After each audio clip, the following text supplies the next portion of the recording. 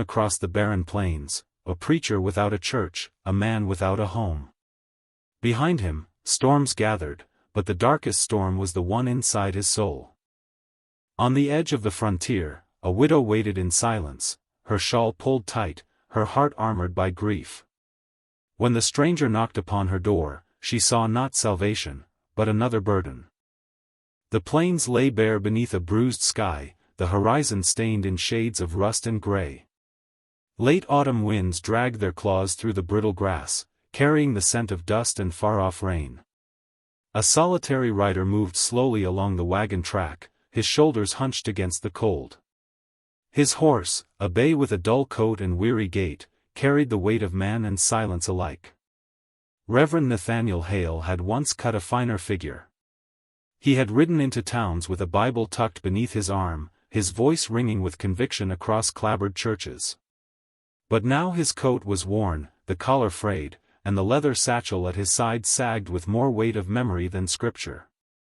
His face was a map of exhaustion, the stubble along his jaw untouched, his eyes carrying shadows that no sermon could drive out. By the time he reached the settlement at the edge of the wilderness, the sun was bleeding low, its last light cast in strips across the rooftops. The town itself was small, a main street lined with weathered fronts, lanterns beginning to glow behind fogged glass, and the faint clang of a blacksmith still at work. People glanced at him as he passed, quickly, suspiciously. He felt the weight of their eyes, as though the dust of scandal had reached them before his boots had. He did not stop in town. His destination was further on, beyond the last outbuilding, where the land rolled toward the open prairie once more. There stood a modest homestead, its cabin built of rough-hewn logs darkened by age, a split-rail fence leaning where winter storms had taken their toll. Smoke curled thin from the chimney, wavering in the wind. Nathaniel dismounted slowly, his knees stiff.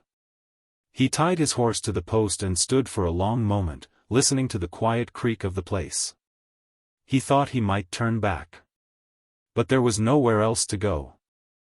The door opened before he could knock. Clara Jennings stood framed in the threshold, a shawl wrapped around her narrow shoulders, her dark hair braided down her back. Her eyes, a gray caught between steel and ash, narrowed at the sight of him. "What do you want?" she asked, her voice flat, neither kind nor cruel, only guarded. Nathaniel removed his hat, holding it at his chest. "Evening, ma'am. Name's Hale. I'm passing through, and I heard you sometimes take in boarders. I can work for my keep, if you've space." She studied him for a long silence. The wind stirred the hem of her skirt. Behind her, the glow of firelight flickered against plain wooden walls. "I've taken in men before," she said at last. "Most left worse than they came. Why should I let you in?" Nathaniel's eyes dropped, shame heavy in his throat. "Because I don't ask for charity. Only a roof. I'll mend your fences, chop your wood. Whatever you need." Another silence, the kind that stretched thin as wire. Then, with a small lift of her chin, Clara stepped aside. "One night," she said. "We'll see after that." He nodded his gratitude, stepping past her into the cabin. The air smelled of wood smoke and coffee grounds, faintly of bread gone stale. The room was spare, a table with 2 chairs, shelves with chipped crockery, a rocker near the hearth. On the wall hung an old rifle, the stock worn smooth from use. Everything carried the weight of years lived without ease. Clara shut the door behind him. Rain began to patter against the roof, growing steadier, a rhythm that filled the silence between them. "You'll take the cot by the window," she said. "Meals are plain. Don't expect more." "That will do fine," Nathaniel answered softly. She moved past him, setting a kettle on the fire. Her movements were brisk, efficient, yet he caught the tightness in her shoulders, the tension of a woman who had learned to trust no one. As he set his satchel on the cot, Nathaniel felt the echo of the rain in his chest, as if the cabin itself beat with an uneasy heart. He looked around, the rocking chair, worn smooth on the arms where hands had rested nightly, a folded wedding dress, yellowed with time, half hidden in a chest by the wall. Relics of a life interrupted. Clara caught his gaze and spoke quickly, almost sharply, "My husband's been gone 4 years. Mining accident. You'll not mention him?" Nathaniel inclined his head. "I'm sorry for your loss." Her eyes narrowed again, as though testing the sincerity of his words.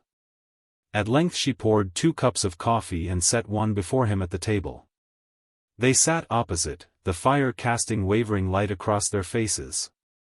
Neither spoke for several minutes.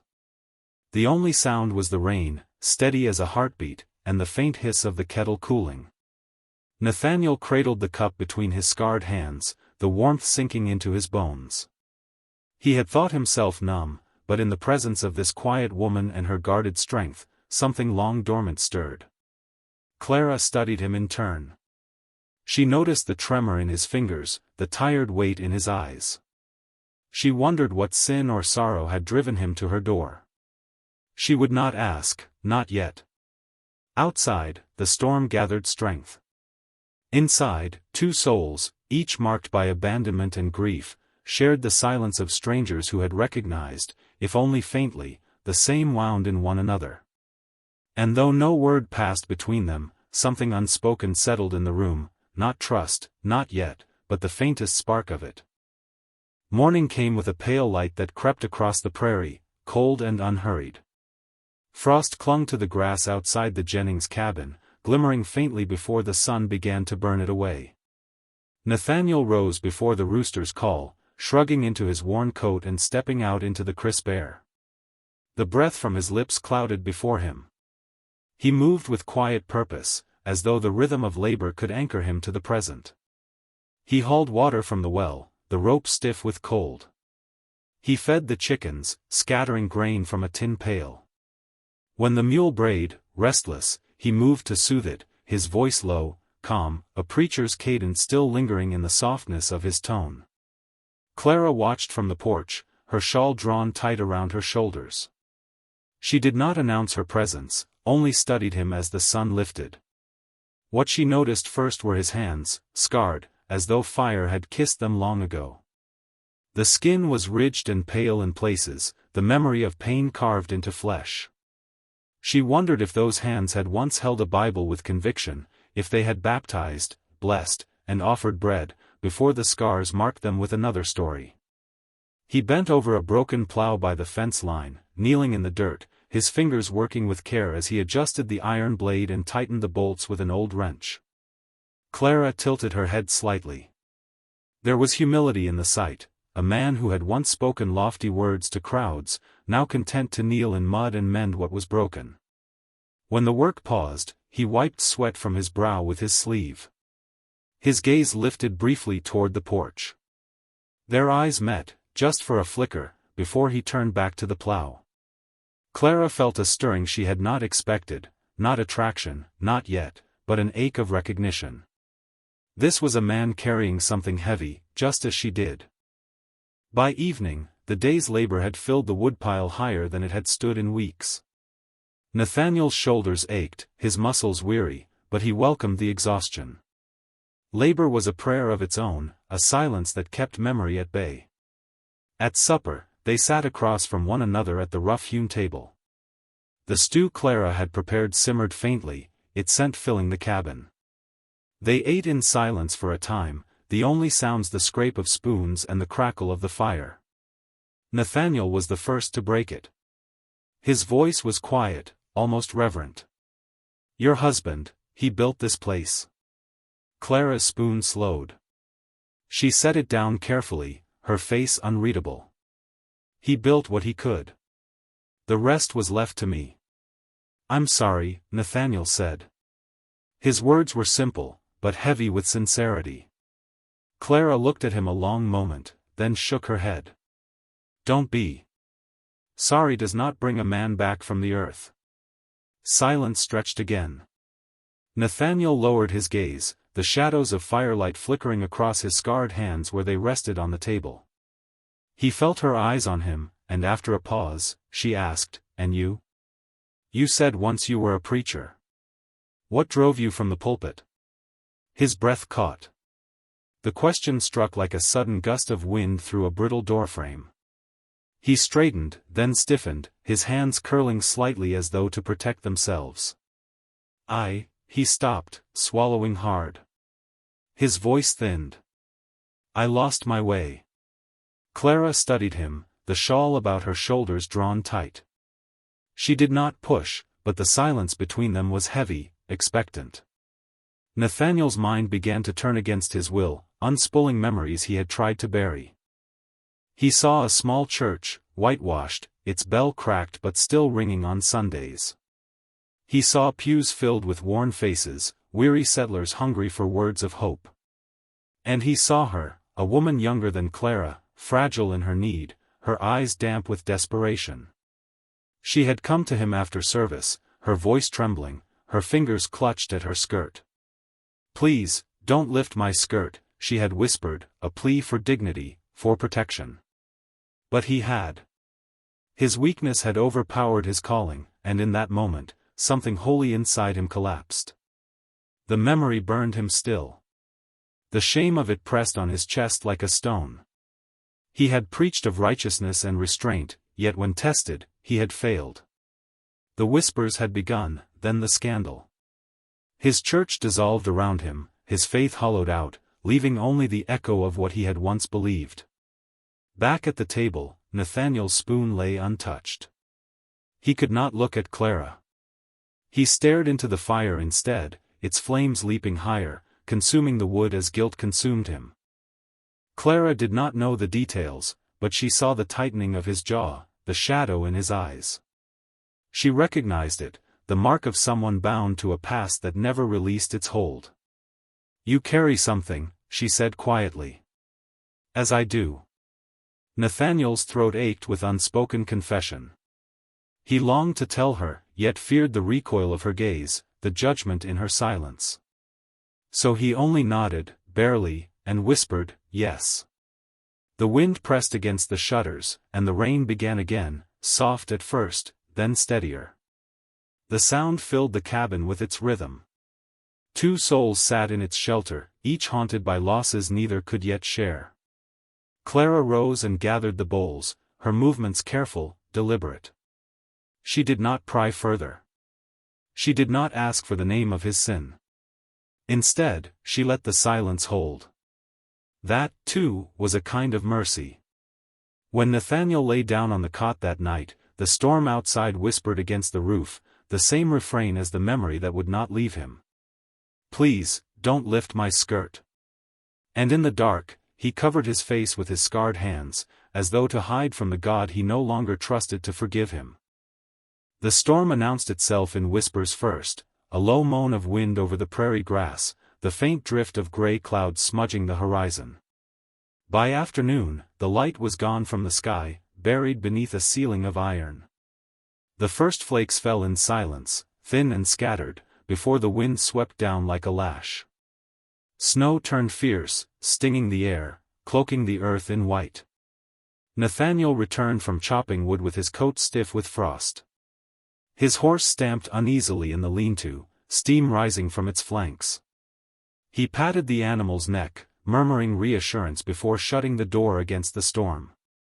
Inside, the cabin grew small, as though the walls themselves tightened against the fury outside. The shutters rattled. Snow hissed at the seams. Clara moved with steady hands, bringing in what stores she could, setting aside sacks of flour, salt pork, jars of dried beans. Her shawl was drawn close, her braid brushing her shoulder as she bent to her work. We'll need to ration, she said, her voice practical but firm. Nathaniel nodded, setting the axe by the door. How long do storms like this last? Sometimes a night. Sometimes longer. Best to expect longer. He knelt by the hearth, arranging kindling with care, coaxing flame from embers. Soon firelight leapt into the room, its glow catching the lines of Clara's face. The warmth pressed back the cold, but the storm's howl seeped through the cracks, a reminder of the world pressing down outside. As evening thickened, they settled into a rhythm, Clara ladling stew sparingly into bowls, Nathaniel checking lanterns, trimming wicks, pouring kerosene as though light itself might run short. Shadows danced along the cabin walls, rising and falling with the fire. Hours passed with little speech. Yet in that silence, something shifted, not comfort, not yet, but the acknowledgement of a bond formed by circumstance. Two souls caught together, forced to share breath and warmth while the world raged. At length Clara spoke, her eyes fixed on the fire. "I was 16 when I married Henry." Her words came slow, as though carried from far away. "He was kind at first. A miner. Spoke of giving me more than my father ever could. But he spent more nights beneath the earth than under this roof. When he came home, he brought drink with him. And when the shaft collapsed," she paused, her lips tightening. "It was not courage that took him. It was recklessness. He left me nothing but this place, and the silence." Nathaniel listened, his head bowed slightly. He did not interrupt. Her voice carried the weight of truth unburdened for the first time in years. "I thought loneliness would harden me," Clara continued, "but it only pressed heavier, as if my ribs might break from it." The fire popped. Nathaniel lifted his gaze at last. "I know that weight," he said. His tone was low, rough, more confession than conversation. "I thought once that I could save others. That was my calling. But I could not even save myself. I am no preacher now. I wear the name, but it is ash." Clara studied him in the wavering light. His face was stark, carved by regret, yet she saw in him not pride but pain. He did not tell her the whole of his fall, but the anguish was plain enough. For a moment, silence held them both. Then Clara rose to place another log on the fire. As she leaned forward, her shawl brushed against his hand where it rested on the hearthstone. The touch was brief, accidental, but it startled them both. Nathaniel drew back as though burned, Clara's breath caught in her chest. Neither spoke of it. Yet the air thickened, charged with something unnamed, fragile as glass. The storm worsened as night deepened. Snow drove against the walls, the wind howled like a chorus of lost souls. From far. Steady, his form filling the small space. He took the rifle from its place on the wall, checking the chamber with practiced care. The firelight caught the scarred skin of his hands against the iron, making the weapon seem almost a relic of judgment. He stood at the window, the storm's fury painting his shadow long across the cabin walls. Clara watched him, the set of his shoulders, the vigilance in his stance. He was a man undone in faith, yet still a guardian by instinct. The wolves howled again, nearer now, their voices circling the homestead. The horse stamped in the lean-to, restless. Nathaniel kept his gaze steady, the rifle resting across his arm. Clara lit another lantern, its glow pooling warm against the walls, pushing back the dark. For long hours they remained that way, she tending the flame, he guarding the door, both listening to the storm and its predators. The fire popped, the wind screamed, the wolves sang. And between each sound lay the silence of two hearts that had forgotten what it was to be defended, or to defend. Toward midnight, the howls faded. The wind still raged, but the danger passed into distance. Nathaniel lowered the rifle, his breath leaving him in a long exhale. He turned, meeting Clara's eyes. She did not speak thanks, but the look she gave him carried it all the same. He nodded, once, as though to say, "I will keep watch again." The fire burned low, shadows lengthening, until both of them drifted into uneasy sleep. Outside, the storm pressed on, vast and merciless, but within the cabin, a fragile trust had taken its first shape.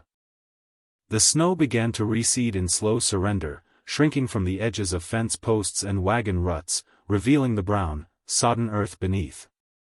With the thaw came mud, heavy and clinging, and with it came the stir of town gossip. Clara heard it first from Mrs. Whitcomb, who stopped her on the road one morning as she rode into town with a sack of flour balanced against her hip. The older woman leaned close, her bonnet tilted, her voice sharpened like a needle. They say you've taken in a man. A preacher no less. I don't need to tell you what's whispered of him, do I? Clara met the woman's gaze, steady as iron. I take in boarders from time to time. He works, he earns his keep. Nothing more. Mrs. Whitcomb sniffed, unconvinced, her eyes narrowing as though scandal might be uncovered if she looked hard enough. A woman alone ought to be careful. Folks talk. Clara turned her horse and rode on, her back straight, though her heart beat faster. She knew the rhythm of gossip. Once it began, it rarely stopped. That afternoon, Nathaniel himself gave the town more to chew on. He had gone to trade for seed and salt, and when he returned, a scrape of blood showed on his cheekbone. Clara asked him nothing at first, but as he carried the sack inside, she saw the tightness in his jaw. Later, a boy from town passed by the cabin, leading a mule. He greeted Clara shyly, and when she pressed gently, he told her what had happened. Nathaniel had stepped between a Lakota youth and two settlers who were jeering, throwing stones. When one raised a fist, Nathaniel had caught the blow himself. Clara's anger was swift, though not at the boy.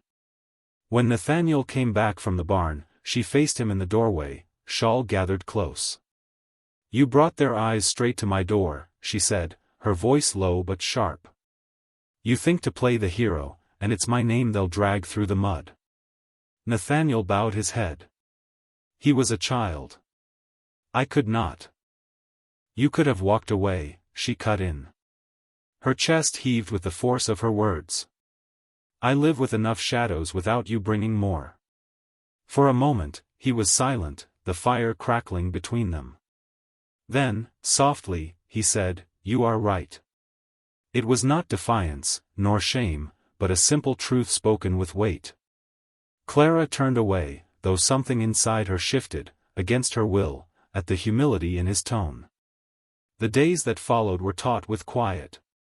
Yet Clara noticed him more than ever. How he mended the broken hinge of her cupboard without being asked. How he repaired her late husband's rocking chair, oiling the wood and smoothing the splintered edges until it rocked without protest. How he stacked the firewood in neat rows, each log placed with precision, as if the order itself might redeem something within him. She told herself these were only the habits of a man accustomed to penance. Yet her heart betrayed her, softening in ways she resented. One evening, she found him at prayer. He was alone by the hearth, his head bowed, hands folded. His lips moved without sound, the firelight painting his face in stark relief. She watched unseen from the shadows. What struck her was not piety but desperation. His shoulders bent under a weight invisible, and she knew with certainty he was not asking for blessings or fortune. He prayed for forgiveness, a forgiveness he clearly believed would never come. Clara withdrew quietly, unsettled. She lay awake long into the night, staring at the beams above her bed, feeling a strange ache she could neither name nor banish. It was near midnight when she rose, restless. She pulled her shawl tight and stepped outside. The air was sharp, carrying the scent of thawing earth. Frost glimmered faintly across the yard, and the sky above stretched vast and endless, spangled with stars. There she found Nathaniel, standing motionless, his coat drawn close, his face turned upward. He did not turn at the sound of her steps, he seemed carved in place, a figure half in shadow, half in starlight. She stood beside him a long moment before speaking. You'll catch your death in the cold. His voice was low, almost distant. The cold suits me. It reminds me I'm still alive. She drew her shawl tighter, watching him. What are you looking for out there? He hesitated, then answered, his words slow, deliberate. A place where my sins can't find me. The honesty of it pierced her more deeply than anger or excuses ever could. She looked at him, really looked, and saw not only his guilt but the endless searching of a soul unmoored. The silence stretched between them, fragile and heavy. The stars burned above, indifferent and eternal. Clara longed to reach for him, to touch his arm, to anchor him somehow. But she did not. She only stood there, the night air biting, her heart beating with a rhythm she had not felt in years. When at last she turned back toward the cabin, she felt the strange certainty that she was no longer looking at a boarder, nor even a stranger. She was looking at a mirror, one that reflected not her shame, but her loneliness. And that knowledge both frightened her and kept her awake until dawn. The day began in uneasy calm. A pale sun hovered low, its light thin over the thawing ground. Clara swept the porch, her shawl tight against the wind. Nathaniel worked by the corral, repairing a split rail, the hammer ringing sharp in the cold air. All seemed still, save for the distant cry of a hawk. Then came the sound of hooves. At first it was faint, a rhythm like thunder rolling from the valley. Clara paused, broom still in hand. Nathaniel looked up, his jaw tightening.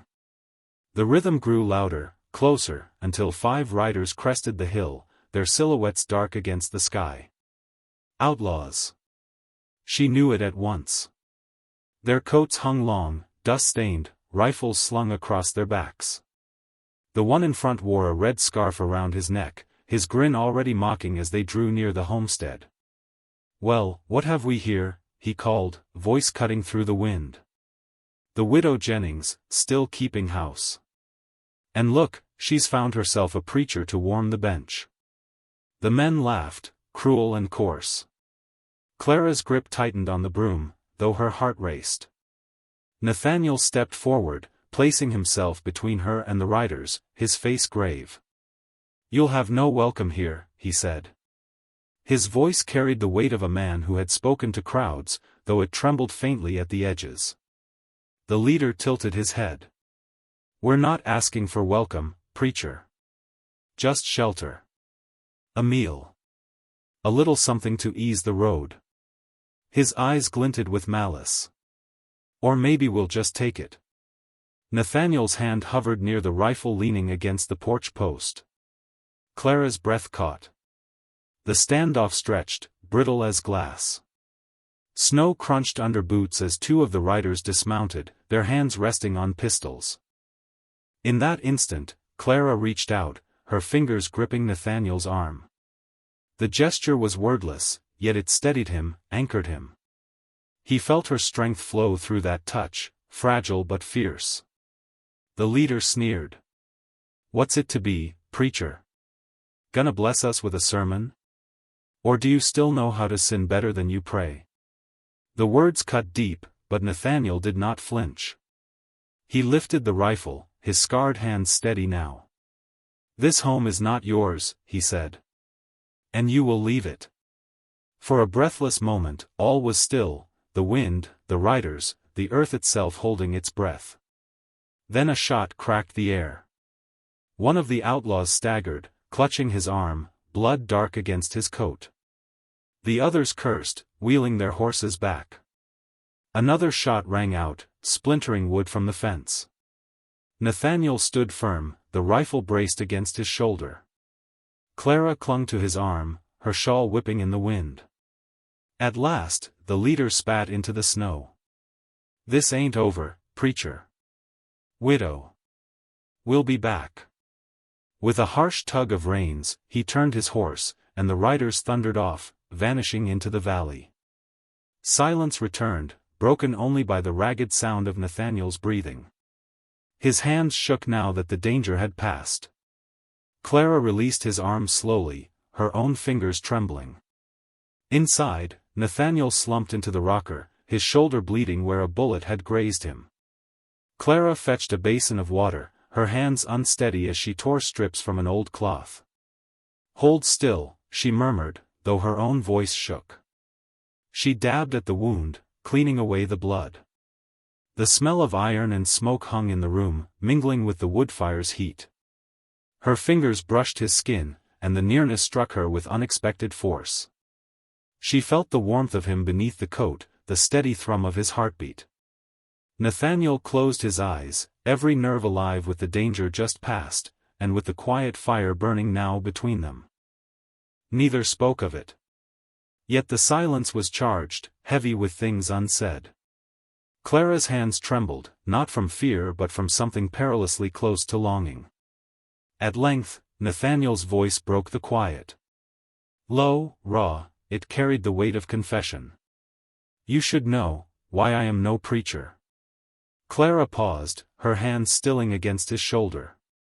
She looked at him, eyes searching, waiting. He swallowed, his throat dry. There was a woman. She came to me broken, desperate. She begged me, his voice faltered, then steadied, jagged. Please, don't lift my skirt, she said. But I did. I betrayed her plea. I betrayed myself. The shame of it, it burned away every word I had ever spoken from the pulpit. My faith, my calling, all ashes. The room seemed to shrink with the weight of his words. The fire crackled, the storm outside had stilled, yet within, his confession roared louder than any storm. Clara's breath caught. For a long moment, she could only stare, her hand still resting against his wounded shoulder.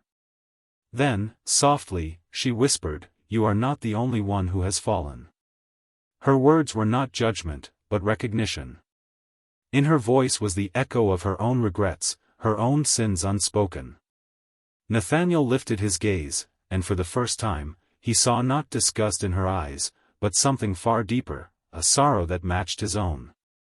The firelight flickered between them, gold and red, as dangerous and alive as the closeness that bound them in that moment. Neither reached for the other, yet both knew the fire burned, undeniable, between them.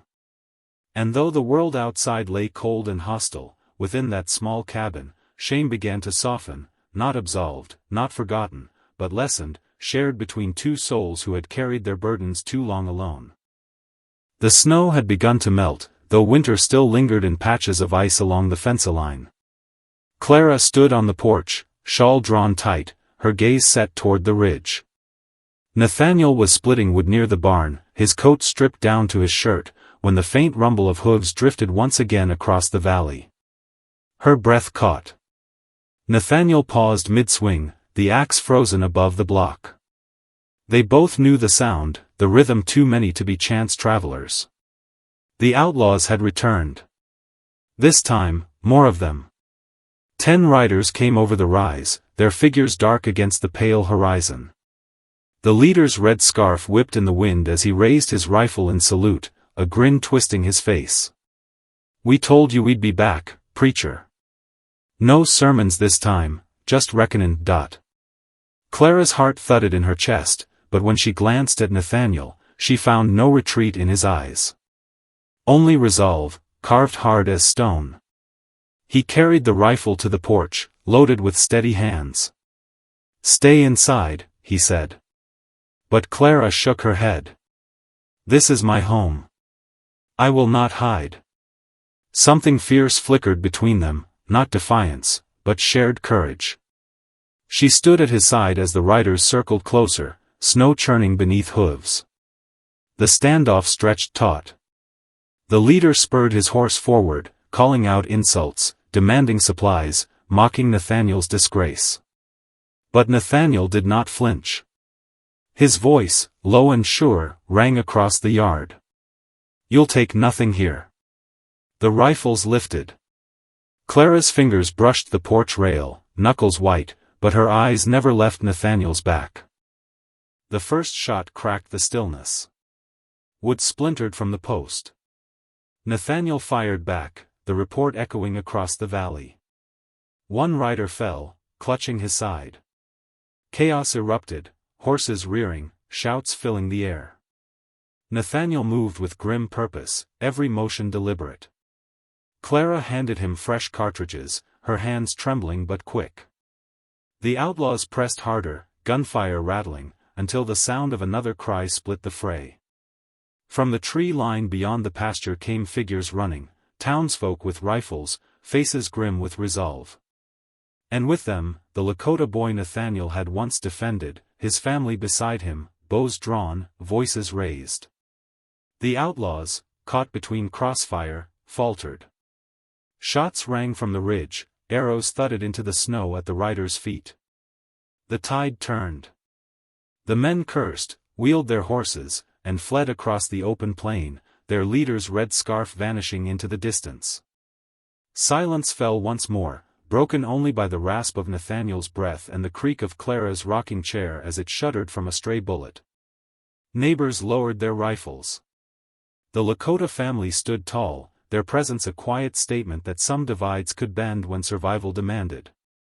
For a brief moment, the widow's cabin stood as the heart of something greater than itself, a place defended not by one people, but by all who believed it should endure. When the last of them drifted away, Nathaniel leaned the rifle against the wall. His face was pale, lined with exhaustion.